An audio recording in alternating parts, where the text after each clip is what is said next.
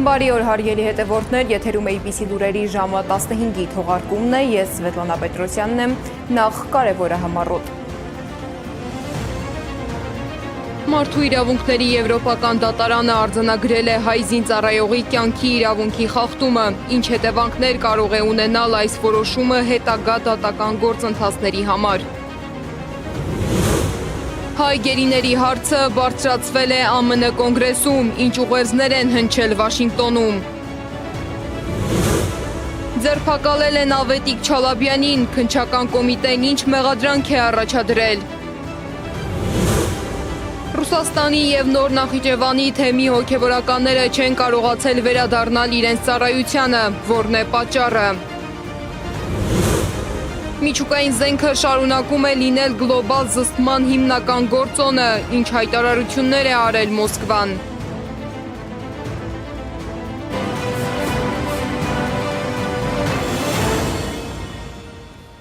Մարդու իրավունքների եվրոպական դատարանը օրեր առաջ հրապարակել է ապրիլյան քառօրյա պատերազմի գործով առաջին վճիռը արձանագրելով, որ Ադրբեջանը խախտել է հայ զինծառայողի կյանքի իրավունքն ու խոշտանգումների արգելքը։ Այս թեմայով այսօր կայացած ասուլիսի ժամանակ իրավաբան Արա Ղազարյանը հայտարարել է, որ Ադրբեջանը Թուրքիայի և Ուկրաինայի հետ մեկտեղ միեդի որոշումները չկատարելու ցուցանիշով ռեկորդակիր է։ Նրա խոսքով, քանի դեռ չկան նման գործերը կանխող իրավական մեխանիզմներ, միջազգային կառույցների դռները բաց են, իսկ նմանատիպ գործերով վաղեմության ժամկետ գոյություն չունի։ Սովորաբար դժվարությամբ է կայացնում, երբ որ պատերազմի ակտիվ փուլում է տեղի ունենում համարտային վերաբերում, խոշտանգում, ռազմական հանցագործություններ, միեդը սովորաբար ձեռնպահ է մնում, բայց միաժամանակ հասկանում է, որ չի կարող հետևողական այդ կանոնը կիրառել, որոշ դեպքերում, երբ որ խախտումը ահագնացող ծավալի է կամ առանձնակի դաժանությամբ, ի վերջո գտնում է, որ թեև ակտիվ փուլում է տեղ ունեցել ոչ միայն պոզիտիվ պարտավորության, այսինքն հետագայում վարույթներ հարուցելու, այլև նեգատիվ, այսինքն նյութայրավական հիմքով որոշում են կայացնում։ Ահա այստեղ որոշումը որ կարդաք, ըստ էության ինչ է ասում ԵԴ, դա կատարել են Ադրբեջանի զինված ուժերի անդամները, դա կատարել է Ադրբեջանը։ Եվ Ադրբեջանը ստիպված սա պետք է ընդունի, որքան է որ պետության ներսում վարույթներ հարուցի, դատավարություններ, որ փորձի լեգիտիմացնել իր հրահրած պատերազմը, իր ագրեսիվ պատերազմը, դուք գիտեք ինչ դատավարությունների մասին խոսքը։ Նման դատական ակտերը հերքելու են այդ իրենց այսպես ասած պատմական ճշմարտությունը։ Ես ուրախ եմ, որ մեզ հաջողվեց հաղթարել մի շարք շատ կարևոր եւ երերացող սկզբունքներ։ Իրավական գործընթացների շարունակության մասին խոսել է նաև միեդում հայկական կողմի ներկայացուցիչ Սիրանուր Սահակյանը։ Նրա խոսքով նման գործերով հայցեր ներկայացնելու խնդիր չկա, սակայն պետական մարմինների կողմից պատշաճ քննության բացակայությունը կարող է լրջորեն ազդել փաստաբանների աշխատանքի արդյունավետության վրա։ Կարծում եմ Ադրբեջանը ընդունել է սեփական հանցանքը, քանի որ նման մակարդակի հաղորդագրության մեջ նրանք ոչ թե մերժում են իրենց ոճրագործությունը, ոչ թե փորձում են բացատրել, թե ինչու դա տեղի չի ունեցել, այլ վիրավորված են դատարանից, որ դատարանը տվյալ ժամանակահատվածի իրողությունները արձանագրել է։ Այսինքն դատարանը այո արձանագրել է, որ 16 թվականին եղել է Արցախի հանրապետություն, որը թեև ճանաչված չի եղել, սակայն կենսունակ քաղաքական տարր է եղել, որը ներկայացված է եղել անգամ միջազգային հարթակներում։ Եվ սա ցույց է տալիս, որ կատարված խախտումը հերքելու, մերժելու բոլոր ջանքերը ապարդյուն են, եւ սա գիտակցված է հենց Ադրբեջանի իշխանությունների կողմից։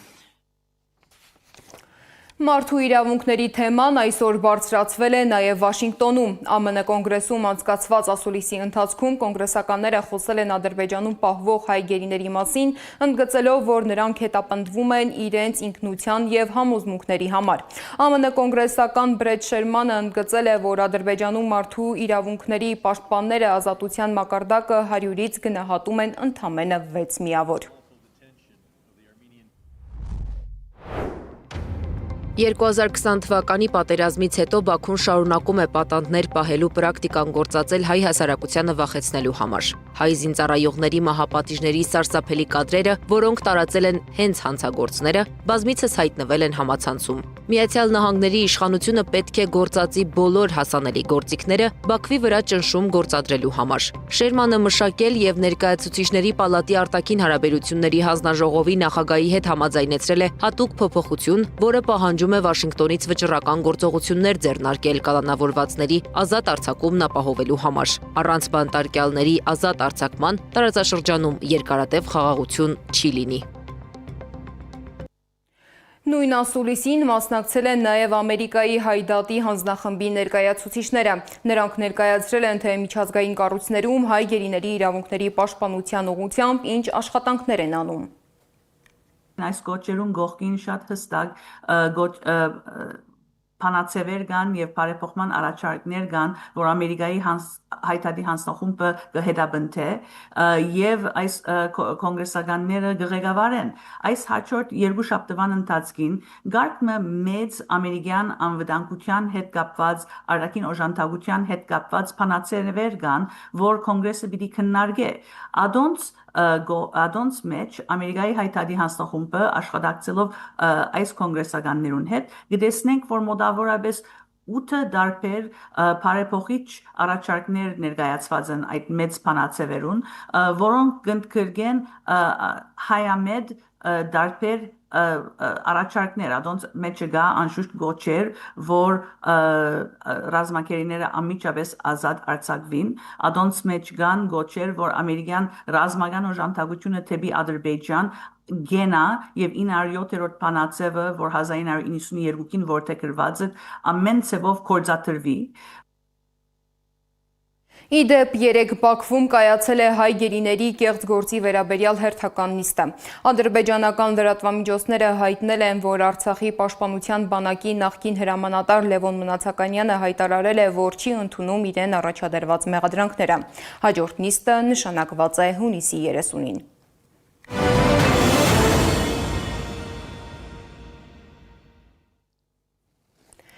Ներքաղաքական կյանքն այսօր եւս սկսվել է աղմկոտ զարգացումներով։ Վաղ առավոտյան ձերբակալել են Հայաքվե միավորման համակարգող հասարակական քաղաքական գործիչ Ավետիք Չալաբյանին։ Քննչական կոմիտեն հայտնել է, որ Չալաբյանին ձերբակալել են քննվող քրեական վարույթի շրջանակում, իսկ պաշտպանական կողմը նշում է, որ մեղադրանք է առաջադրվել ընտրողների իրավունքը իբր խոչընդոտելու համար։ Իսկ Չալաբյանի կինը Անահիտ Ադամյանը պատմել է, որ իրավապահները իրենց տուն են ներխուժել առավոտյան ժամը 7-ի սահմաններում, երբ ընտանիքի անդամներն ու երեխաները դեռ քնած են եղել։ Առավոտյան 7:10-15 մոտավորապես այդ ժամերին մեր մոտ եկել է ոստիկանությունից եւ քննչականից մոտավորապես 7-8 հոգի մարդ։ Մենք բոլորս քնած էինք, եկել երեխաներն էլ, սկզբից մեր բնակարանը խուզարկել են, ոչինչ չեն գտել արդյունքում հեռախոսն են Ավետիքի արգրավել, հետո Ավետիքին ձերբակալել են, եկել էին փաստաթղթերով, այսինքն պատրաստվեց եկել էին նախորոք, որպեսզի ձերբակալեին։ Սա ակնհայտորեն քաղաքական հետապնդում է, բոլորս էլ տեսնում եք ինչ է տեղի ունենում հիմա, բոլոր ընդդիմադիր դաշտում, եւ ես կարծում եմ, որ սա տեղի ունենում, որպեսզի մոտակա ժամանակ, երբ որ Սահմանադրական դատարանը քննելու է ընտրությունների հետ կապված ընդդիմադիր ուժերի դիմումները, Ավետիքին այդ ընթացքում իզոլացնել։ Միևնույն ժամանակ հայ առաքելական եկեղեցու Ռուսաստանի եւ Նոր Նախիջևանի թեմը հայտնում է, որ ավելի քան 10 հոգևորական չի կարողացել վերադառնալ ծառայության վայր Հայաստանում ստացած վարժական հավաքների ծանոթագրերի պատճառով։ Թեմի մամուլի ծառայությունը հայտնել է, որ սա խաթարել է ծխերի բնականոն գործունեությանը, բայց այդուամենայնիվ հոգևորականները պատրաստ են կատարել հայրենիքի հանդեպ իրենց պարտքը։ Իսկ Գորիսի համայնքապետ Արուշ Արուշանյանի վերաբերյալ դատարանը մերժել է պրոբացիայի ծառայության միջնորդությունը։ Արդյունքում նրա նկատմամբ կիրառված պատիժը ազատազրկմամբ չի փոխարինվի։ Իրավապահների ուշադրության կենտրոնում է հայտնվել նաև Երևանի ավագանու երեկվա նիստը, որի առթիվ նախաձեռնվել է քրեական վարույթ։ Նշեմ, որ համապետական ընտրությունից հետո Երևանի ավագանու առաջին նիստը, որը պետք է լիներ քաղաքական քննարկումների հարթակ, վերածվել էր ծեծկռթուքի և փոխադարձ վիրավորանքների։ Միջադեպի մանրամասները Սեդա Մակարյանի ռեպորտաժում։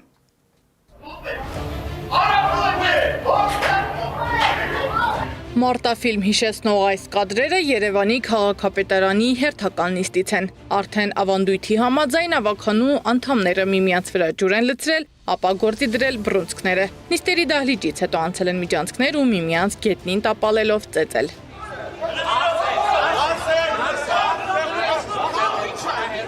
Ամեն բան սկսվեց, երբ ԿՊԱ-ական ավագանու անդամները սկսեցին վիրավորել ընդդիմադիրներին, ապա հորդորեցին լռել, շեշտելով, թե նրանց առաջնորդ Անդրանիկ Թևանյանը պետական դավաճանության համար է մեղադրվում։ Նամնականկեղծ, եթե ես ձեր տեղը լինեի, ես խելոք կլռեի, ձեր ցուցակի երկրորդ համարը մեղադրվում է պետական դավաճանության մեջ։ Մի րոպե խոսում եմ։ Սա դուր չեկավ ընդդիմությանն ու սկսվեց փոխադարձ մեղադրանքների ու վիրավորանքների ալիք, որին հաջորդեց թռչող շիշը։ Իմ շիշ շպրտելը, ինչպես դուք եք ասում, չի ուղված եղել կամ միտված եղել ինչ-որ մեկի, հանդարտության կոչ ա եղել, կարելի ասել ու սեղանին է շիշը դիպչել, այսինքն ինչ-որ անձի չի դիպչել շիշը։ Ցնում եք շիշը։ Եթե ասեցի արդեն, եթե մարդիկ կռիվ են հրահրում, շիշը սեղանից ցայտում այն պահին, երբ որ պետք է հանդարտվի։ Հետո կադրերում երևում են ինչպես են մի խումբ տղամարդիկ հարձակվում ու հարվածում միմյանց, բայց հասկանալի չէր ով ում է հարվածում։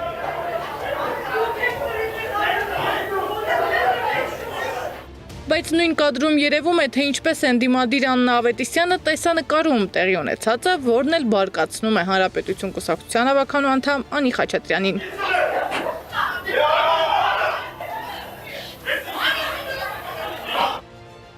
Հետո այս խառը ծեծկռտուքը շարունակվում է նաև միջանցքում, հատակին են հայտնվում ավագանու անդամներ, քաշքշում ու պատռում են միմյանց հագուստը։ Իրավիճակը հանդարտեցնելու համար քաղաքապետարան են բերվում ոստիկանական հավելյալ ուժեր։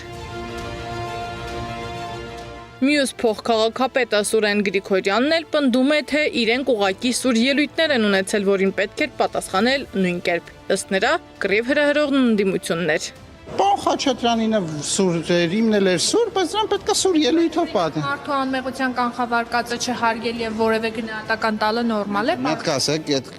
որ իշխանությանը վարչական ռեսուրսի չարաշահում են վերագրում։ Այդ որն է դատական ակտով, որ իշխանությանը վերագրվող իրավախախտումն է դատական ակտով հաստատված։ Հələ մեկի անունը ասեք։ Այդ ո՞նց է այդ երկակի ստանդարտ, այսինքն երբ որ իշխանությանը քննադատելուց ալնում, այդտեղ ամենուղղության կանխավարկած չկա, դատարանի օրինական ուժի մեջ մտնելու վճռի պահանջ չկա, հենց ընդդիմության մասին ենք սկսում խոսալ, նոր այդ ժամանակ դառնում է վայ անմեղության կանխավարկած։ Մայր Հայաստան խմբակցության ավագանու անդամ Սարգիս Տեր-Եսայանի դեմքի կապտուկները սակայն այլ բանի մասին են խոսում։ Ինքը Եսայանը եւս պնդում է, որ ԿՊ-ն է սադրել ու հարձակվել ընդդիմության վրա։ Կանգնում են եթերով ասում են պետական դավաճանը իրանք են։ Նրանք էլ ստացան պատասխան։ 100 հոգով բորենիների նման հարձակվում են, մեր վրա խփում են։ Առաջինը իրենք հարձակվեցին եւ Այո, սադրեցին, հարձակվեցին, խփեցին։ Այդ է իրանց տեսակը 200 հոգով հասնեն մեկի վրա։ Արդեն միջանցքում պաշտոնյաների ծեծ ու ջարդին միջամտել է Տիգրան Ավինյանն ու փորձել հանդարտեցնել իրավիճակը։ Իսկ իրավիճակի հանդարտվելուց հետո արդեն նիստերի դահլիճում Ավինյանը սպառնացել է քերթել ընդդիմության կաշին։ Սեդա Մակարյան, Նոնա Գևորգյան, ABC Media։ Իսկ մինչ պաշտոնյաներն ու քաղաքական գործիչները շարունակում են միմյանց հետ հարաբերություններ պարզել, հասարակական տրանսպորտի վճարային համակարգը շարունակում է հարցերի առաջ կանգնեցնել հազարավոր ուղևորների։ Հավանաբար շատերիդ հետ պատահել է, երբ ավտոբուսում քարտը մոտեցրել եք վալիդատորին, կանաչ լույս է վառել, բայց մի քանի օր անց նույն քարտով կրկին փորձել եք վճարել, բայց համակարգը մերժել է։ Քարտի վրա գումար կա, սակայն վճարել չի ստացվում։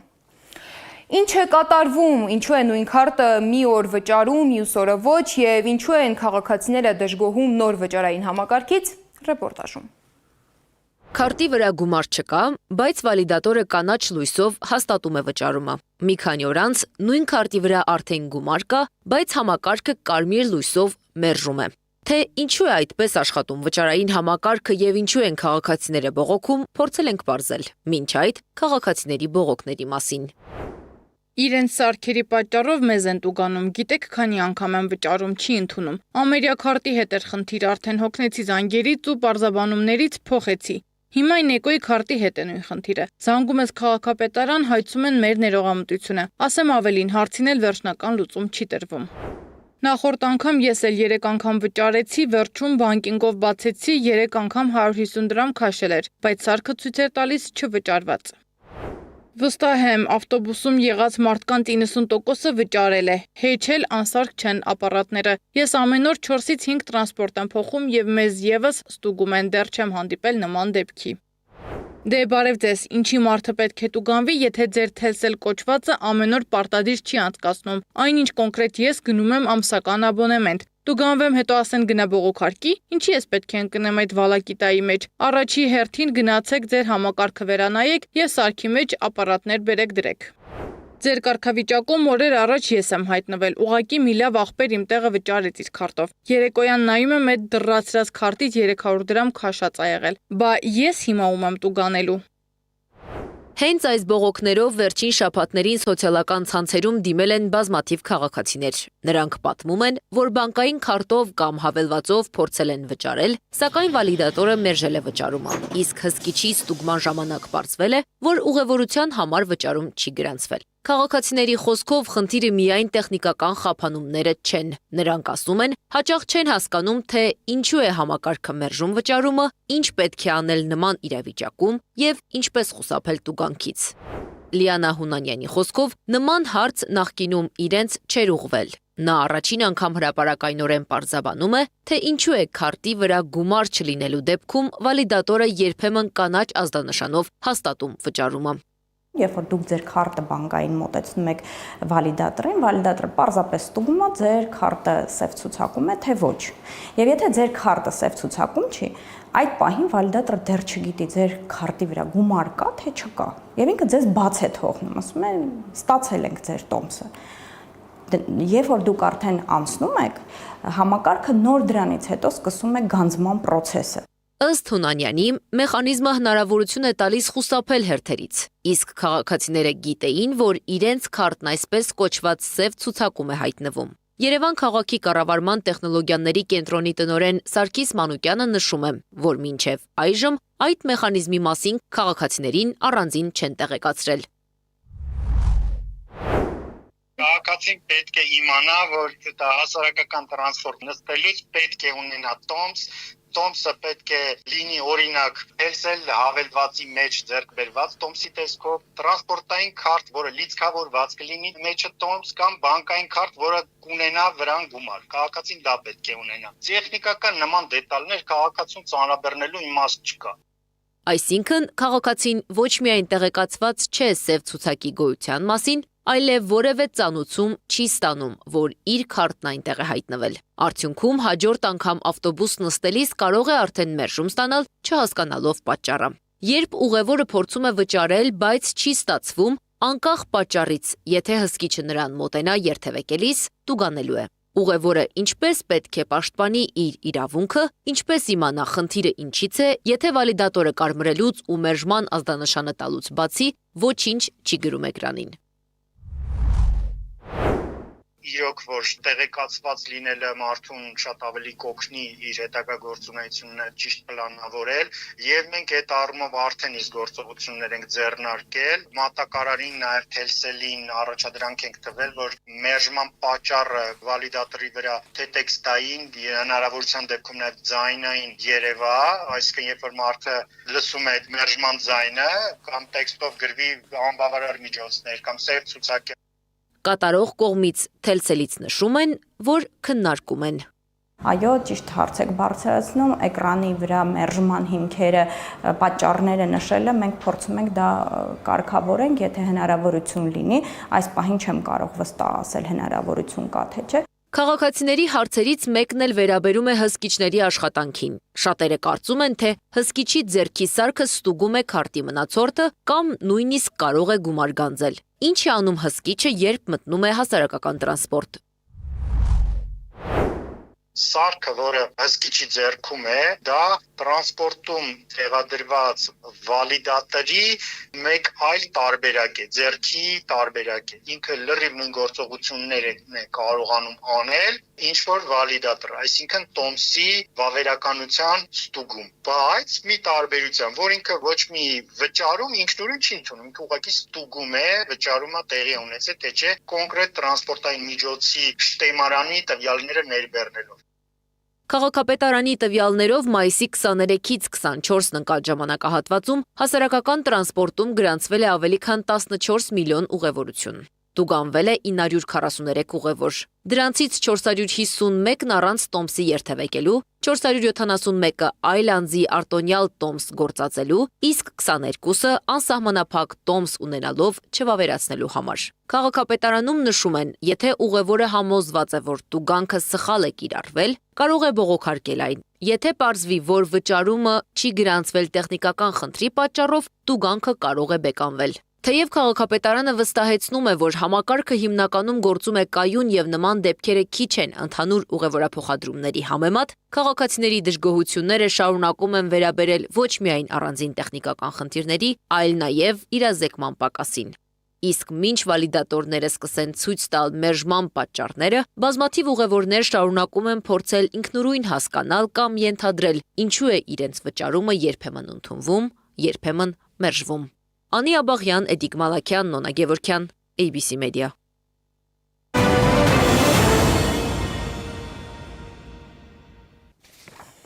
Միջազգային լրահոսից ԱՄՆ Սենատը Իրանի մասին բանաձև է ընդունել։ Դադարեցնել Իրանի դեմ գործողությունները եւ չշարունակել կամ վերսկսել դրանք առանց կոնգրեսի թույլտվության։ Reuters-ը գրել է, որ բանաձևն ընդունվել է ձայների 50 կողմ 48 դեմ հարաբերակցությամբ։ Միևնույն ժամանակ ամերիկյան որոշ լրատվամիջոցներ նշում են, որ հստակ չէ բանաձևը գործնական ինչ ազդեցություն կունենա։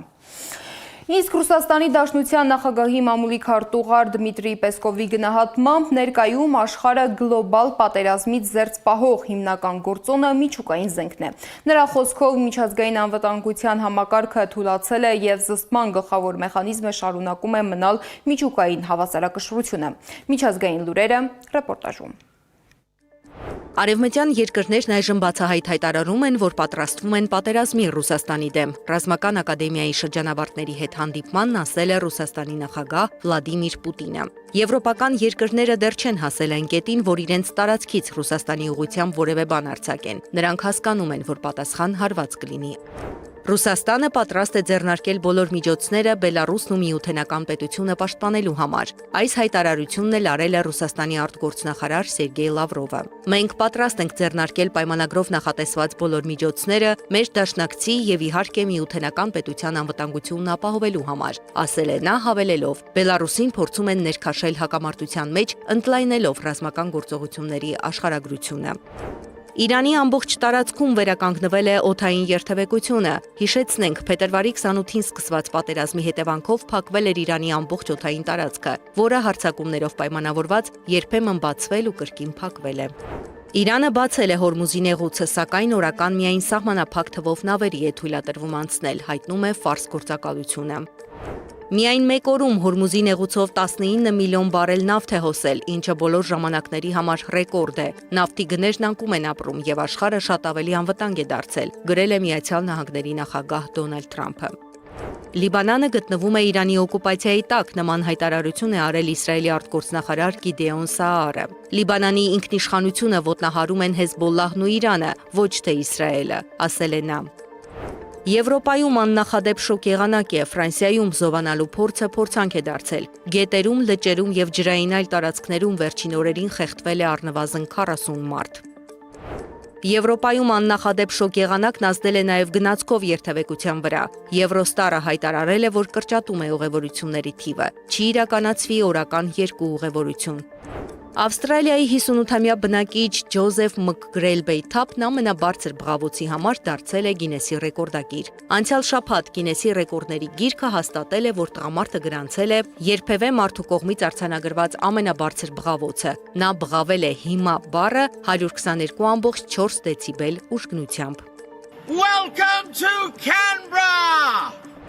Եվ վերջում, երբ խոսքը վերաբերում է սպորտին, քաղաքականությունը հետին պլան է մղվում։ Հրապարակվել է տեսանյութ, թե ինչպես են Շվեյցարիա բանակցությունների մեկնած Իրանի արտգործնախարար Աբբաս Արաղչին եւ իրանական պատվիրակության այլ անդամներ ուղիղ եթերում դիտում աշխարհի առաջնության Իրան-Բելգիա հանդիպումը։ Նշենք, որ խաղն ավարտվել է ոչ ոքի 0-0 հաշվով։ Զարա Սարգսյան, Նոնա Գևորգյան, ABC Media։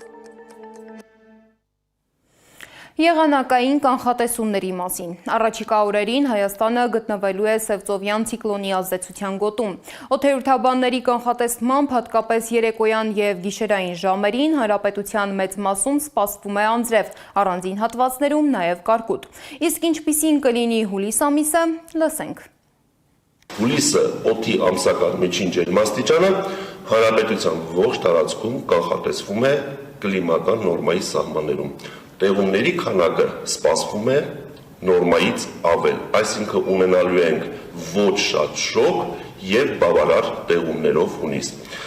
Հիմնական ջերմաստիճանները ամսվա ընթացքում հանրապետության լեռնային շրջաններում ցերեկային ժամերին կտատանվեն 24-ից 28, նախալեռնային հատվածներում 30-ից 32, հովտային գոտիներում 32-ից 35 աշճանի սահմաններում։ Չեն բացառվում առանձին օրեր, հատկապես ամսվա 3-րդ տասնօրյակում, մոտ 1-2 օր, որ օդի ջերմաստիճանը հանրապետության հովտային գոտիներում, դրանք են Արարատյան դաշտ, Սյունիքի հովտային գոտի, Երևան,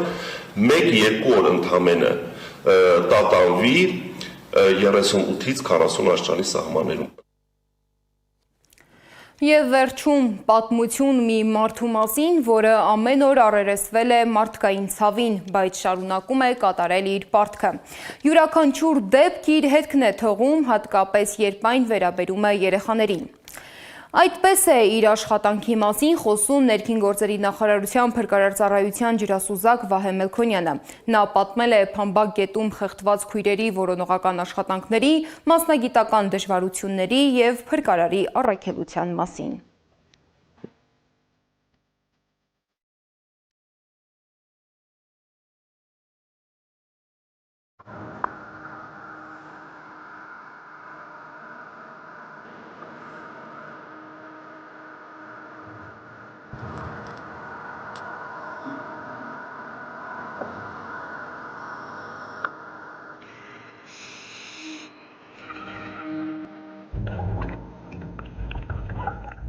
Ինձ վրա ցանկացած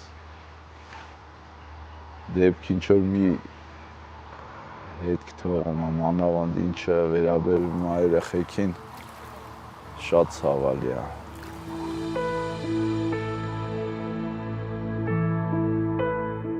Վանաձորինը ինձ երբ կանչը եղավ, գործիքներս վերցրեցի, իմ գործընկերներիս հետ գնացինք այնտեղ, դեպքի վայրը տենալով անցա աշխատանքի։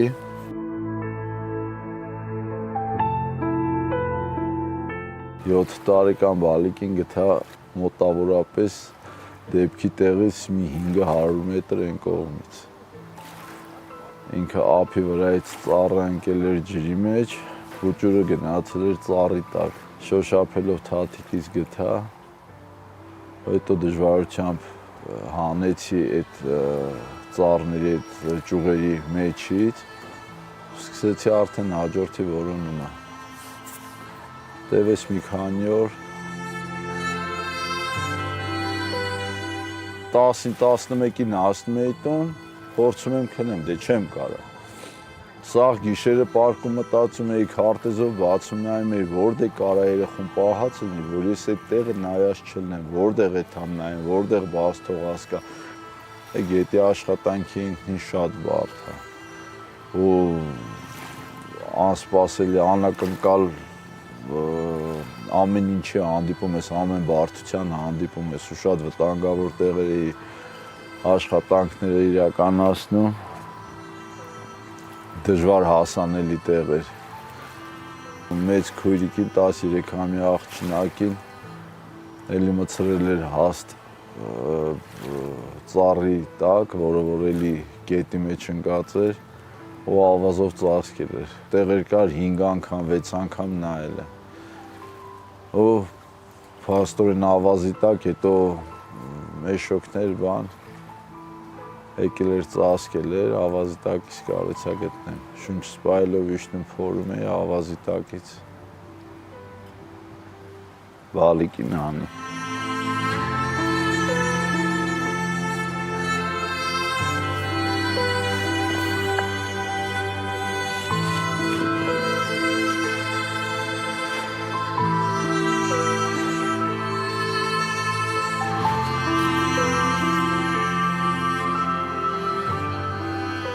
գնացել իմ հաց ուտել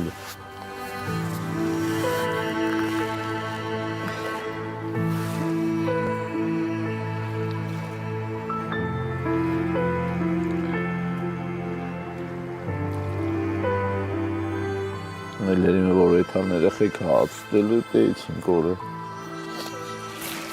դրանցա վրես ազդ մահապուր երեխեք շատ եմ անը Երեխեք եմ անը, երեխա եմ անը, ասենք իրա տոտիկների կուկուի ոտի չապ հայել է տնիցել են գերա պրոստեսի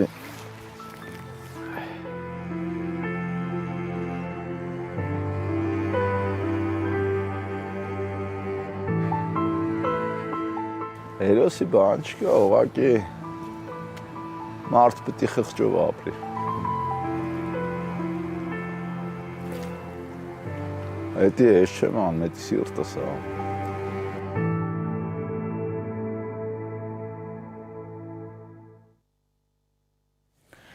Այս ժամի համար նախատեսել էինք այսքանը, շարունակեք հետևել մեզ սոցիալական բոլոր ցանցերում կամ այցելեք մեր պաշտոնական կայք 3w.abc.media.am Շնորհակալություն, որ մեզ հետ էիք ABC Newsroom հաղորդման հերթական թողարկումը ժամը 18-ին է, տաղավարում կաշխատի Աննա Սարգսյանը